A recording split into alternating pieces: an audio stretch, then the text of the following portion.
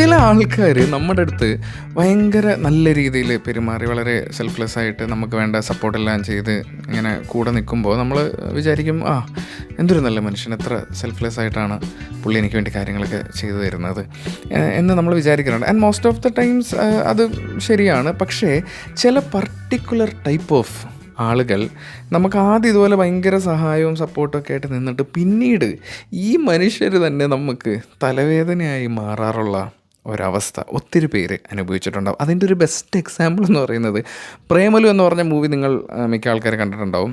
അതിൽ ആദി എന്ന് പറഞ്ഞ ക്യാരക്ടറാണ്. അത് അവതരിപ്പിച്ചിട്ടുള്ളത് ശ്യാമാണ്.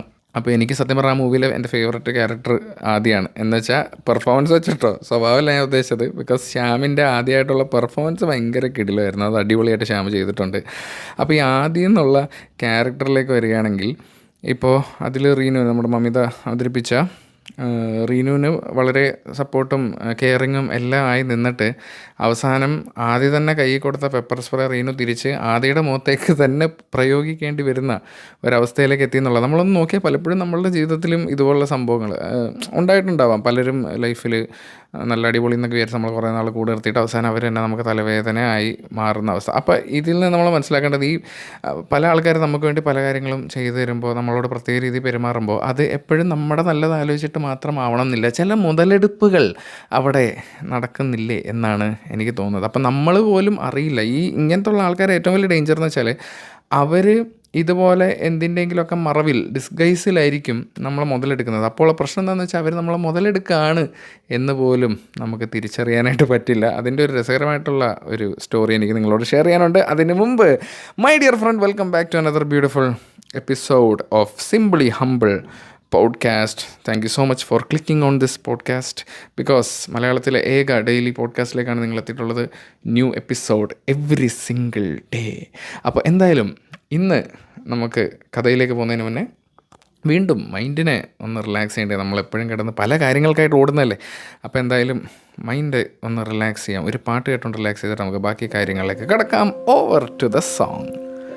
ഒരു കാറ്റിൽ നീന്തി വന്നെന്നിൽ പെയ്തു നിൽക്കു നീയെന്നും മഴമയിൽ പേലെ നീർത്തും പ്രിയ സ്വപ്നമേ, പല വഴിമരങ്ങളായി നിലവുകൾ നിൽക്കെ കൊലുസണിയുന്ന നിലാവേ, നിൻ പദതാളം വഴിയുന്ന വനവീതി ഞാൻ, വേനൽ പുഴയിൽ തെളിനീരിൽ പുലരി തിളങ്ങി മൂകം, ഇലകളിൽ പൂക്കളിൽ എഴുതി ഞാൻ ഇളവയിലായി നിന്നെ, മേഘമായൻ താഴ്വരയിൽ താളമായൻ ആത്മാവിൽ, നെഞ്ചിലാളും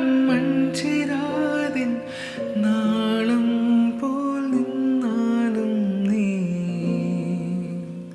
യെസ്, പ്രണയകാലം എന്ന് പറഞ്ഞാൽ 2007 പുറത്തിറങ്ങിയ സിനിമയിലെ ഔസേപ്പച്ചൻ സാർ മ്യൂസിക് ചെയ്ത മനോഹരമായ പാട്ട്. ഞാൻ ഒത്തിരി സ്ഥലങ്ങളിൽ ഈ പാട്ട്, ഒത്തിരി സ്റ്റേജുകളിൽ, ഒത്തിരി കൂട്ടായ്മകളിലൊക്കെ ഈ പാട്ട് ഞാൻ പാടിയിട്ടുണ്ട്. റഫീഖ് അഹമ്മദാണ് ഇതിൻ്റെ ലിറിക്സ് ചെയ്തിട്ടുള്ളത്. അതുപോലെ രഞ്ജിത്ത് ഗോവിന്ദാണ് മനോഹരമായിട്ട് ഈ പാട്ട് പാടിയിട്ടുള്ളത്. ഇറങ്ങിയ സമയത്ത് ഇതുണ്ടാക്കിയ പുകില് ചെറുതൊന്നും ആയിരുന്നില്ല.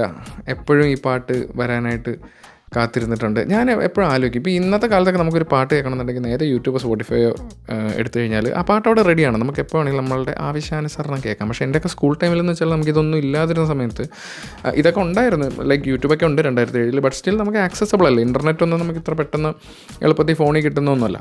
അപ്പോൾ ടി വിയിൽ ഇത് വരാനായിട്ട് കാത്തിരിക്കും. അപ്പോൾ അതുകൊണ്ട് തന്നെ അന്നൊക്കെ ആ പാട്ട് ടി വിയിൽ വന്നിട്ട് അത് ആ പാട്ട് കേൾക്കുന്ന ഒരു 5 മിനിറ്റൊക്കെ നമുക്ക് ഭയങ്കര വാല്യൂ ഉണ്ടായിരുന്നു. നമ്മൾ ഭയങ്കരമായിട്ട് അതിനെ വാല്യൂ ചെയ്തിരുന്നു ആ ഒരു സമയമൊക്കെ. അതൊക്കെ ഞാൻ പെട്ടെന്ന് ഓർക്കുകയാണ്. എന്തായാലും നമ്മളിന്ന് സംസാരിച്ച് വന്ന കാര്യത്തിലേക്ക് തിരിച്ചെത്തുമ്പോൾ ഞാൻ ഒന്നുകൂടി ഓർമ്മിപ്പിക്കുകയാണ്, ആരൊക്കെ നമ്മളുടെ കൂടെ നിന്ന് നമ്മളെ മുതലെടുക്കുന്നുണ്ട് എന്നുള്ളത് നമ്മളെപ്പോഴും തിരിച്ചറിയാൻ ശ്രമിക്കണം കേട്ടോ. ഞാൻ പറയുന്നത് ഇപ്പോൾ നമ്മളുടെ അടുത്തേക്ക് നല്ല രീതിയിൽ പെരുമാറാൻ വരുന്ന എല്ലാവരും പ്രശ്നക്കാരാണെന്നല്ല. അത് നമുക്കറിയാവുന്നതാണ്. കാര്യം നമുക്കൊരു ബേസിക് നമ്മുടെ ബുദ്ധി വെച്ച് നമുക്ക് മനസ്സിലാവും. കാര്യം നമ്മളുടെ അടുത്ത് ഭയങ്കര ക്ലോസ് ആയിട്ട് സെൽഫ്ലെസ് ആയിട്ട് നിൽക്കുന്ന ഒരുപാട് ഫ്രണ്ട്സൊക്കെ ഉണ്ട്. അവരെയൊക്കെ നമ്മളെന്നും എന്താ പറയുക, ആ ഒരു റെസ്പെക്റ്റോടുകൂടി കാണണം എന്ന് തന്നെയാണ് എൻ്റെ അഭിപ്രായം. പക്ഷേ ഇതിൽ നിന്ന് നമുക്ക് മുതലെടുക്കുന്ന ആൾക്കാരെ നമുക്ക് തിരിച്ചറിയാൻ പറ്റണം, അതിലാണ് ഏറ്റവും വലിയ കാര്യം. അപ്പോൾ ഇതിനെ മനസ്സിലാക്കി തരേണ്ട ഒരു രസകരമായിട്ടുള്ളൊരു എക്സാമ്പിൾ ഞാൻ പറയാം. ഒരു സ്റ്റോറി ഉണ്ട്. ഇത് ആക്ച്വലി ഞാൻ കണ്ടത് ഒരു നോർത്ത് ഇന്ത്യയിൽ നിന്നുള്ള ഒരു പുള്ളിക്കാരി റീൽസിൽ ഞാൻ കണ്ടതാണ്. പുള്ളിക്കാരിയുടെ ചെറുപ്പത്തിലെ ഉണ്ടായ ഒരു കഥ പറയുന്നതാണ്. അതായത് പുള്ളിക്കാരുടെ പേര് ഞാൻ മറന്നുപോയി. അച്ഛനുമായിട്ട് പുള്ളിക്കാരി ഏകദേശം 3-ോ 4-ാം ക്ലാസ്സിലോ എന്തോ പഠിക്കുമ്പോൾ കടയിലേക്ക് പോവുകയാണ്. അടുത്ത് ഗ്രോസറി ഷോപ്പുണ്ട്. അങ്ങനെ കടയിലേക്ക് ചെന്നപ്പോഴത്തേക്കും ആ കടക്കാരൻ ഒരു ചേട്ടൻ ഉണ്ട്. അത് ഈ പുള്ളിക്കാരിയുടെ അച്ഛൻ്റെ ഫ്രണ്ട് തന്നെയാണ്. അപ്പോൾ ഇവർ ഫ്രണ്ട്സാണ്. അപ്പോൾ പെട്ടെന്ന് മോളായിട്ട് വന്നത് കണ്ടപ്പോഴത്തേക്കും കടയിൽ നിന്ന് ചേട്ടൻ പറഞ്ഞു, ആ മോളെ കൊണ്ടുവന്നിട്ടുണ്ടോ എന്ന് പറഞ്ഞിട്ട് പുള്ളി സാധനങ്ങളൊക്കെ എടുത്ത് കൊടുത്തു കഴിഞ്ഞിട്ട് ലാസ്റ്റ് പൈസ കൊടുക്കുന്നതിന് മുന്നേ ആയിട്ട് കുറച്ച് മിഠായി ആ മകൾക്ക് അദ്ദേഹം ഓഫർ ചെയ്യണം. അറിയാമല്ലോ, നമ്മൾ പണ്ടത്തെ കടകളിലൊക്കെ ഇങ്ങനെ കുപ്പിയിലാണ് മിഠായി വെക്കുന്നത്. അപ്പോൾ പുള്ളി മറ്റേ മെലഡി മിഠായി ഇരുന്ന ഒരു വലിയ പാട്ട് എടുത്തിട്ട് അതിൻ്റെ മൂടി ഇങ്ങനെ തുറന്നിട്ട് കൊച്ചിൻ്റെ നേരെ, ഈ പുള്ളിക്കാരിയുടെ നേരെ കാണിച്ചിട്ട് പറഞ്ഞു, മോളെ എടുത്തോ, കുറച്ച് മിഠായി എടുത്തോ എന്ന് പറഞ്ഞു. അപ്പോൾ പുള്ളിക്കാരി പറഞ്ഞു, ഇല്ല അങ്കിൾ തന്നാൽ മതി എന്ന് പറഞ്ഞു.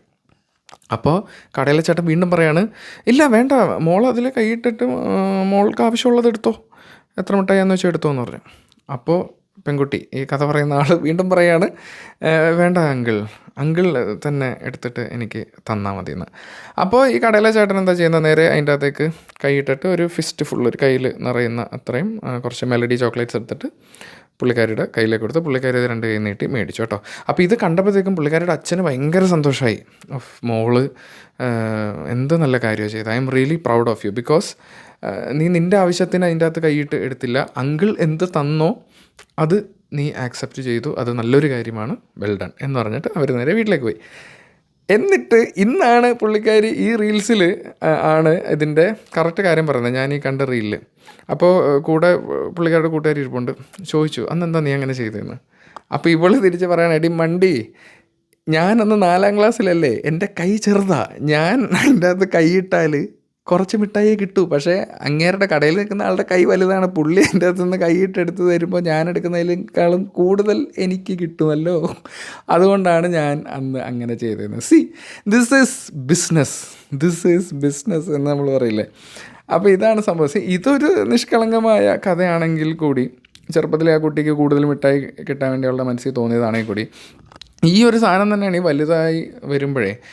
ഇപ്പോൾ ഒന്ന് ആലോചിച്ച് നോക്കുക, ഇപ്പോൾ ആ കടക്കാരനും വിചാരിച്ചിട്ടുണ്ടാവും, ആ കൊച്ച് എടുത്തില്ലല്ലോ, ഞാനാണല്ലോ കൊടുത്തത്, നല്ല കാര്യം, അതുപോലെ അവളുടെ അച്ഛനും അവൾ ചെയ്തത് നല്ലതെന്ന് തോന്നി. പക്ഷേ ഇവളുടെ ഉള്ളിൽ ഇങ്ങനെ ഒരു ഉദ്ദേശം അതിൻ്റെ പുറകിലുണ്ടായിരുന്നത് ആർക്കും അറിയില്ല. അതിപ്പോൾ ഈ പുള്ളിക്കാരി ഇത് പറഞ്ഞപ്പോഴാണ് എല്ലാവരും അറിയുന്നത്. അപ്പോൾ ഇതുപോലെയാണ് ചില ആൾക്കാർ നമ്മളെ മുതലെടുക്കുന്നത്, മനസ്സിലായി. അവർ നമ്മുടെ അടുത്ത് വന്നിട്ട് നീ അങ്ങനെ ചെയ്താൽ നീ തന്നോ മതി, അങ്ങനെ ഇങ്ങനെയെന്നൊക്കെ പറയും.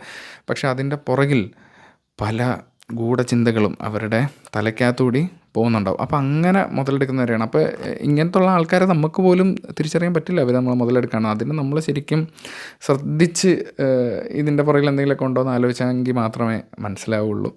അപ്പോൾ ആ ഒരു കാര്യം ഞാൻ ഓർമ്മപ്പെടുത്തുകയാണ്. അങ്ങനെയുള്ള ആൾക്കാരിൽ നിന്ന് നമുക്ക് നീങ്ങി നിൽക്കാം, ജീവിതം കൂടുതൽ അസുലഭമാക്കാം. എനിക്ക് എന്താണെന്ന് അറിയില്ല, എനിക്ക് ആ മറ്റേ പുള്ളിക്കാരുടെ കഥ ഓർക്കുമ്പോൾ വീണ്ടും ചിരി വരികയാണ്. എന്നാൽ ആ പ്രായത്തിൽ അവളങ്ങനെ ചിന്തിച്ചല്ലോ എന്നുള്ളതാണ്. ഏതായാലും അടിപൊളി. അപ്പോൾ പോഡ്കാസ്റ്റ് അങ്ങനെ ആ കഥയിലൂടെ നമ്മൾ അവസാന ഘട്ടത്തിലേക്ക് എത്തിയിരിക്കുകയാണ്. നല്ലൊരു ദിവസം ആവട്ടെ എല്ലാവർക്കും എന്ന് ഞാൻ ആശംസിക്കുന്നു. എനിക്കറിയാം പലരും ഓഫീസിലേക്ക് പോകുന്ന വഴിയൊക്കെയാണ് കേൾക്കുന്നത്. നല്ല ഒരു ദിവസം തന്നെ ആയിരിക്കട്ടെ എന്ന് ഞാൻ ആശംസിച്ചുകൊണ്ട് നമുക്ക് വീണ്ടും മറ്റൊരു കിടിലൻ കഥയുമായിട്ട് അടുത്ത പോഡ്കാസ്റ്റിൽ കാണാം കേട്ടോ. ബൈ ദ വേ, ഇന്നത്തെ പോഡ്കാസ്റ്റിൻ്റെ കോഡ് ഞാൻ തന്നില്ലല്ലോ അല്ലേ. അപ്പോൾ നിങ്ങൾ ഈ പോഡ്കാസ്റ്റ് കേട്ട് ഇവിടം വരെ എത്തിയിട്ടുണ്ടെങ്കിൽ നിങ്ങൾ വൻ അടിപൊളിയാണ്. അപ്പോൾ നിങ്ങൾക്കായിട്ടുള്ള കോഡ് എന്താ തരിക? #മെലഡി മിഠായിയുടെ കാര്യമാണല്ലോ നമ്മളിന്ന് പറഞ്ഞത്.